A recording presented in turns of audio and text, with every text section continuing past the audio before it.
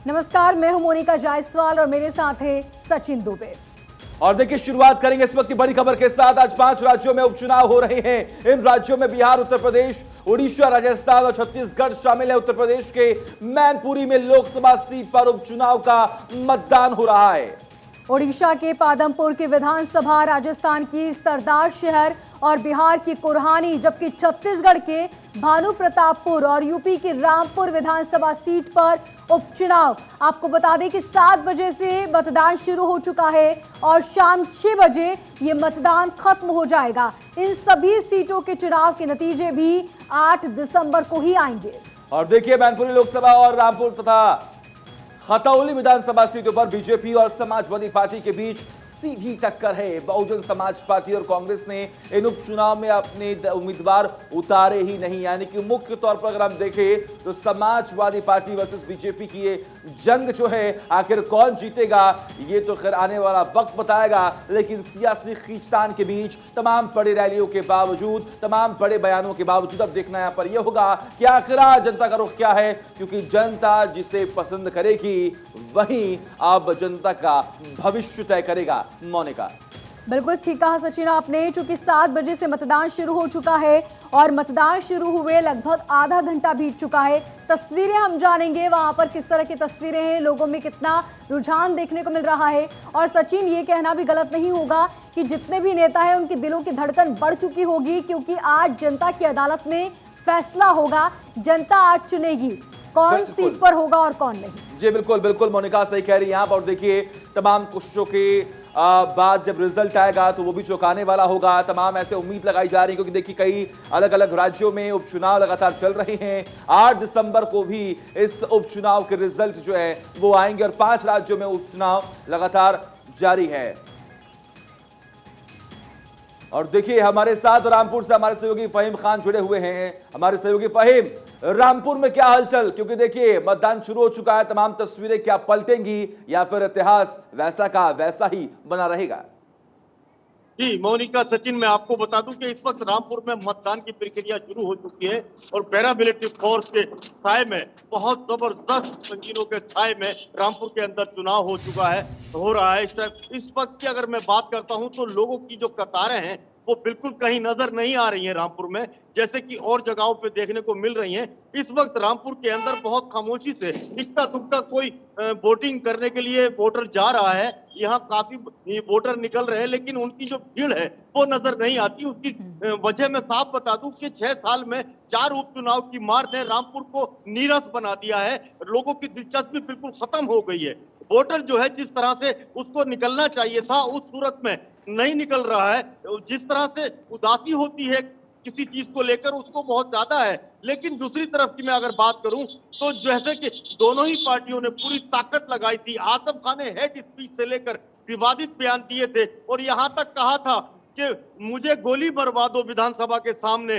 बहुत सारी ऐसे बयान थे जो आजम खान के लोगों में जोश भरने वाले थे। पुलिस जिंदाबाद, जिस तरह से उन्होंने मजाक बनाया था पुलिस का, इनको लेके फिर भारतीय जनता पार्टी की तरफ से सरकार ने आधी मंत्री जो सरकार के थे वो खतौली थे, तो आधे मंत्री रामपुर के अंदर थे। रामपुर के अंदर जिस तरह से उन्होंने जोर लगाया और ताकत लगाई, एड़ी चोटी का जोर लगाने के बाद इस सीट पे कमल खिलाने के लिए कोई कसर बाकी नहीं छोड़ी। इसमें सिरे तारीका जयप्रदा ने भी पसीना बहाए, तो सरकार से लेकर योगी आदित्यनाथ मुख्यमंत्री रामपुर पहुंचे और 2 डिप्टी सीएम 2 दिन रामपुर के अंदर रहे। ये जो सूरत है ये वो सूरत है जो 45 साल के उस किले को गिराना चाहती है, जो आजम खान ने यहाँ बादशाहत बना के रखी थी। जिस तरह से यहाँ का रेशियो है सचिन, उसकी अगर मैं बात करूं तो 60-40 का रेशियो है। 60% में मुस्लिम है, 40% में यहाँ हिंदू भाई हैं। उसी रेशियो को ज्यादा मुस्लिम और हिंदू में बांटने के बाद आजम खान यहाँ 45 साल राज करते रहे और उनकी बादशाहत रही। 4 बार वो मिनिस्टर रहे, लेकिन जो मुद्दे रामपुर के रहे, जो मुद्दे 45 साल पहले थे, बेरोजगारी के, उद्योग ना होने के, वो मुद्दे आज भी कायम हैं। यहाँ इसका जवाब आज वोटर लेगा। आज वोटर इसका जवाब भी लेगा कि यहाँ विकास आखिर क्यों नहीं हुआ। इसका जवाब भी लेगा कि रामपुर में भूखमरी और रिक्शा चालक ज्यादा क्यों हैं। क्या वजह है कि रामपुर वही रहा और लोगों के हालात बदल गए। लोग जो साइकिल पे चलते थे नेता, आज वो बिल्डिंगों में और यूनिवर्सिटी के मालिक बन गए। ये जवाब आज जनता लेने जा रही है। और जनता की ये चोट, मोनिका, ये जनता की जो चोट है ये बहुत भारी पड़ने जा रही है। और फिर रोते नजर आते हैं नेता, जैसे कि लोकसभा के उपचुनाव में हुआ था, जब समाजवादी पार्टी का कैंडिडेट हारा था तो उन्होंने धांधली का आरोप लगाया था, उन्होंने पुलिस के ज्यादतियों का आरोप लगाया था। लेकिन जनता ने जो जनादेश दिया उसके हिसाब से भारतीय जनता पार्टी के घनश्याम लोधी यहां से जीते थे। और आज भी जनता जनादेश देने जा रही है। आज जनता जनादर जो है वो सरकार चुनने जा रही है रामपुर के विधानसभा की। तो जिस तरह से आज रामपुर के अंदर वोटिंग है, इसको देखते हुए लगता है कि परसेंटेज बहुत ज्यादा हाई रहने वाला नहीं है। लेकिन जिस तरह से लोगों के अंदर जोश भरा गया, उस जोश की अगर मैं बात करूं मोनिका, तो यहाँ रंग बड़े दिलचस्प देखने को मिले। दुनिया और देश दुनिया ने पूरा रामपुर के ऊपर, इस वक्त मैं बता दूं कि पूरे देश और दुनिया की नजरें रामपुर के ऊपर टिकी है। चुनाव तो 3 जगह हो रहे हैं, लेकिन रामपुर लाइमलाइट में है, हेडलाइन में है, क्योंकि यहाँ विवादित भाईजान जो रहते हैं, विवादित बयानों के बादशाह भाईजान जो रहते हैं, और उनके बयान आज भी क्या आ जाए कहना थोड़ा सा मुश्किल होगा। फहीम, आप बने रहिएगा हमारे साथ, आपके पास फिर से हम लौटेंगे। हमारे साथ हमारे संवाददाता अवनीश भी जुड़े हुए हैं। अवनीश, मतदान शुरू हो चुका है, किस तरह की तैयारियां वहां पर देखने को मिल रही हैं और लोगों का आने का सिलसिला क्या शुरू हो चुका है, क्या कुछ तस्वीरें?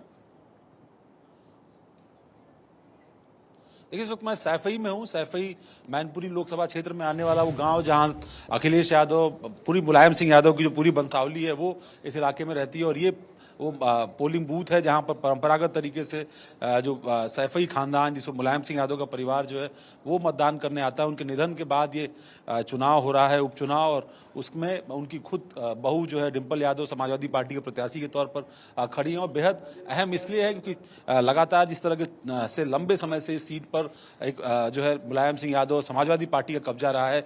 ऐसे में इस सीट पर साख दांव पर लगी हुई है समाजवादी पार्टी के नेतृत्व की। साथ ही साथ जिस तरीके से अखिलेश यादव ने लगातार कैंपेनिंग की है, हाल के दिनों में शिवपाल यादव उनके साथ आए हैं, तब के समीकरण और उससे पहले के समीकरणों में काफी बदलाव हुआ है। सबसे अहम बात यह है कि ये सीट प्रतिष्ठा का सवाल इसलिए बनी कि जब योगी आदित्यनाथ 2 अलग अलग क्षेत्रों में यहाँ पर सभाएं करने आए तो उन्होंने राम राज्य बनाम समाजवाद का नारा दिया और कहा कि समाजवाद के खिलाफ राम राज्य के लिए जनता जो है वो मैनपुरी की वोट करेगी। ये बेहद खास है। और जैसे अगर समीकरणों की भी बात करें, इस इलाके में जो लोकसभा क्षेत्र के अंदर विधानसभा सीटें आती हैं, मसलन जसवंत नगर जो इटावा का इलाका है, इसके अलावा मैनपुरी की जो चाहे किसनी हो, करहल हो या भोगांव की सीटें हों, जिनमें से 2 सीटें बीजेपी के पास हैं और इसके अलावा करहल और किसनी की जो सीट है वो समाजवादी पार्टी के पास है। जसवंत नगर की सीट भी समाजवादी पार्टी के पास है, यानी 3 सीटें समाजवादी पार्टी के पास है और 2 सीटें बीजेपी के पास। अखिलेश यादव ने भी एक बहुत ही बेहतरीन चाल चली और हमने देखा किस तरीके से अपने चाचा का भी साथ लिया, क्योंकि कहीं ना कहीं उनको डर था कि शायद जो उनका गढ़ है वो गढ़ कहीं उनसे छूट न जाए। जी हाँ, बिल्कुल बिल्कुल। शिवपाल यादव के आने से पहले और शिवपाल यादव के आने के बाद चुनाव में बहुत सारा बदलाव यहाँ पर दिखाई पड़ता है। मुलायम सिंह यादव भी जब 2019 का चुनाव यहाँ से जीते थे तब सबसे ज्यादा अंतर जसवंत नगर की विधानसभा से ही था। लिहाजा शिवपाल का वापस समाजवादी पार्टी के खेमे में आना, अखिलेश यादव के प्रत्याशी के समर्थन में आना, ये बेहद अहम था। बीजेपी की भी जो तमाम सारी जो समीकरण थे वो शिवपाल की नाराजगी और उनके समाजवादी पार्टी के पक्ष में जाने के बीच में ही कहीं थे। और शायद यही वजह है कि शिवपाल के करीबी रहे राज साकी को समाजवादी पार्टी से बीजेपी में शामिल कराया गया और उनको लोकसभा का टिकट दिया गया। तो कोशिश यही है कि जो अंदरूनी समीकरण है, खासतौर पर यहाँ पर साकी बिरादरी भी बहुत है, तो उसके इर्द गिर्द जो non OBC, non Yadav, non Muslim voters हैं उनको लामबंद किया जाए और इस सीट पर जो है वो एक बार बदलाव किया जाए। खासतौर पर बीजेपी के हौसले बुलंद इसलिए हैं कि आजमगढ़ और रामपुर की लोकसभा सीटें जो बहुत लंबे समय से उनके प्रत्याशियों ने नहीं जीती थी, ऐसे में उन सीटों पर उनको उपचुनाव में जीत हासिल हुई है। तो ऐसे में उनका हौसला बुलंद है कि मैनपुरी या रामपुर में विधानसभा हो रही है, खतौली में विधानसभा की चुनाव हो रहे हैं, उन सीटों पर भी उनके उम्मीदवार जीत सकते हैं और इसीलिए पार्टी ने पूरा दमखम यहां पर लगाया है। बिल्कुल ठीक है, आप लगातार बने रहिए। एक बार फहीम का रुख करते हैं। फहीम, रामपुर के गढ़ में क्या होगा, क्योंकि जैसा कि आपने बताया कई सालों तक आजम खान ने इस किले को ऐसे बनाकर रखा था कि शायद इस किले में कोई भी सेंधमारी नहीं कर पा रहा था, लेकिन फिलहाल वर्तमान के हालातों को देखें, परिस्थितियों को देखें तो मुमकिन लग रहा है कि इस बार सपा के गढ़ में सेंधमारी हो जाएगी।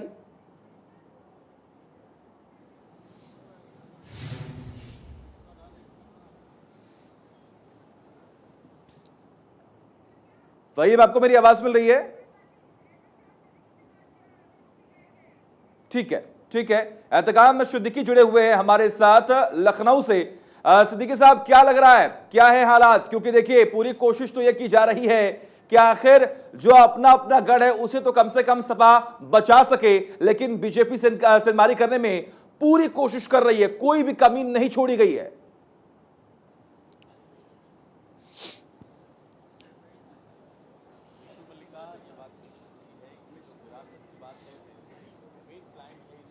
चलिए, हमारी आवाज नहीं पहुंच पा रही, लेकिन देखिए दिलचस्प लड़ाई है, दिलचस्प ये जंग है। अब देखना यहां पर ये होगा कि आखिर जनता का रुख क्या होता है। मोनिका, बिल्कुल ठीक कहा आपने, आखिर फैसला तो जनता को ही करना है, लेकिन तमाम दावे और वादे किए गए। इतना ही नहीं, इस बार इस चुनाव के लिए जब मतदाताओं के लिए वोट मांगने की अपील की गई और साथ ही अपने अपने उम्मीदवार के लिए न सिर्फ वोट मांगे बल्कि कई दिग्गजों ने आंसू भी बहाए। अवनीश विद्यार्थी हमारे साथ लगातार हमारे संवाददाता बने हुए हैं। किस तरह की तस्वीरें देखने को मिल रही है? चूंकि अभी बहुत कम वक्त हुआ है, मतदान शुरू हुए, लेकिन क्या लगता है आपको, जनता का रुझान, क्या दिलचस्पी दिख रही है जनता की वहां पर? देखिए, पोलिंग जो है वो शुरू हो गई है इस पोलिंग बूथ पर। जो आदर्श मतदान केंद्र है जसवंत नगर के सैफई गांव, जहां पर खासतौर पर सेलिब्रिटी वोटिंग बहुत होती है। मुलायम परिवार के तमाम सारे सदस्य, चाहे राजनीति में है या गैर राजनीति में है, वो सभी यहां पर वोट डालने के लिए आते हैं। और लगातार, अब से पहले मुलायम सिंह यादव के जो भाई थे अभय राम यादव, वो यहाँ पर वोट डालने के लिए आए थे।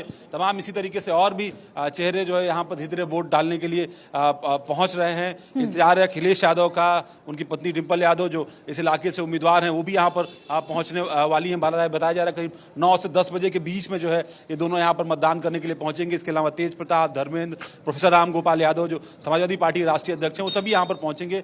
आप देखिए, पुलिस के इंतजाम यहाँ पर काफी जो है इस पोलिंग बूथ पर आपको दिखाई पड़ेंगे। इससे ही अंदाजा लगा सकते हैं कि आप कितना सेंसिटिव और कितना महत्वपूर्ण है ये पोलिंग बूथ चुनाव के लिहाज से। सुरक्षा व्यवस्था काफी चाक चौबंद की गई है कि जिस तरीके का एक पूरा जो है वो कहीं ना कहीं माहौल था यहाँ पर तनाव का पिछले 2 दिनों में, खासतौर पर जब समाजवादी पार्टी के लोगों ने आरोप लगाया था कि उनके कार्यकर्ताओं को परेशान किया जा रहा है, तब से काफी तनाव था। इसलिए बड़े पैमाने पर फोर्स की डिप्लॉयमेंट इस इलाके में की गई है। एहतियातन इस बात के भी इंतजाम किए गए और इसीलिए लगातार सुपरवाइज किया जा रहा है चुनाव को सीनियर ऑब्जर्वर्स के माध्यम से, इसके अलावा सिक्योरिटी ऑब्जर्वर्स के माध्यम से, और अलग अलग इलाकों में की डिप्लॉयमेंट वो की गई है ताकि सुरक्षा संबंधी किसी तरह की दिक्कत। बिल्कुल अवनीश, हम देख भी पा रहे हैं किस तरीके से सुरक्षा के पुख्ता इंतजाम किए गए हैं, जवानों को वहां पर तैनात कर दिया गया है। हालांकि अभी देखना ये होगा कि किस तरीके से वहां पर वोटिंग परसेंटेज जो है कि वो क्या रहता है। आप लगातार नजर बनाकर रखिए। एहतेशाम सिद्दीकी हमारे साथ बने हुए लखनऊ से। सिद्दीकी साहब, देखिए, चुनाव तो हो रहा है रामपुर में, मैनपुरी में, लेकिन लखनऊ में भी सरगर्मियां बहुत तेज होंगी।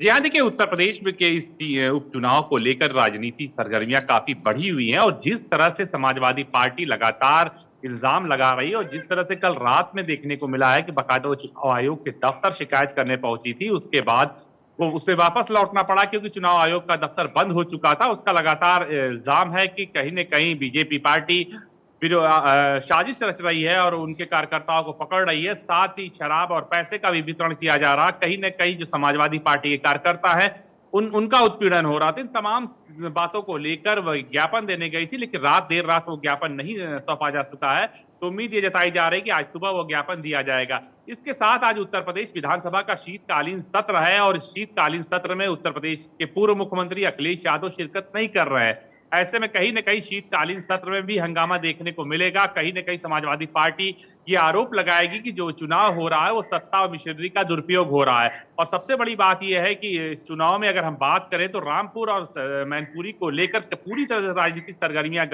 बढ़ी हुई हैं, क्योंकि एक तरफ अखिलेश यादव की प्रतिष्ठा दांव पे लगी हुई तो दूसरी तरफ आजम खां की प्रतिष्ठा दांव पे लगी है। ऐसे में बीजेपी चाहती है कि दोनों सीटें उसके हाथ में आ जाए। खतौली तो एक अलग बात है, लेकिन जो निशाना है वो रामपुर और मैनपुरी है। और आज विधानसभा सत्र में इस चीज को भी लेकर हंगामा होगा, क्योंकि सरकार को अपना बजट पेश करना है, उससे पहले उसको कैबिनेट लेना है। लेकिन लखनऊ में तमाम भारतीय जनता पार्टी के विधायक और दूसरी पार्टियों के विधायक पहुंच चुके हैं, क्योंकि 11 बजे विधानसभा सत्र शुरू होगा। उससे पहले तमाम लोगों की सरगर्मियां इन दोनों सीटों पर लगी हुई कि आखिर यहाँ की पोलिंग परसेंटेज क्या रहता है और क्या रुझान आने वाला है।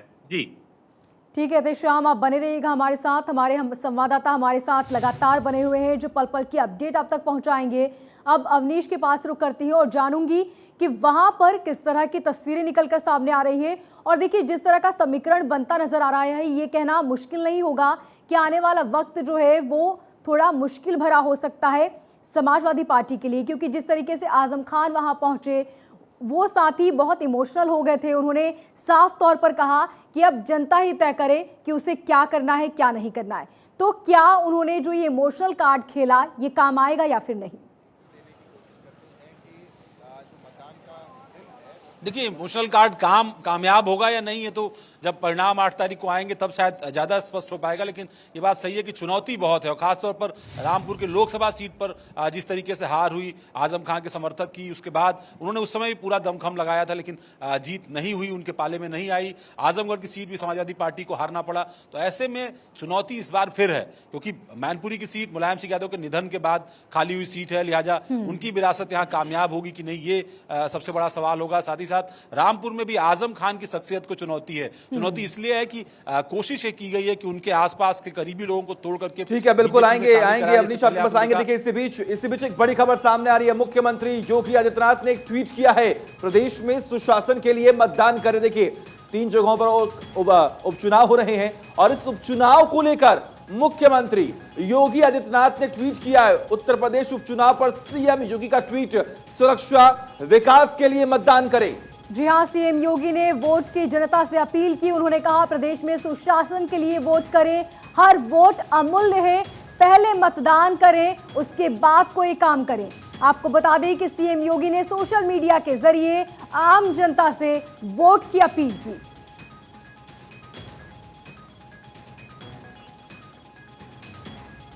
तो सीएम योगी ने कहा कि हर वोट हमारे लिए बेहद अमूल्य है, इसीलिए वोट करना बेहद जरूरी है। उन्होंने कहा कि शिक्षा के लिए, विकास के लिए मतदान करें, पहले मतदान फिर कोई दूजा काम।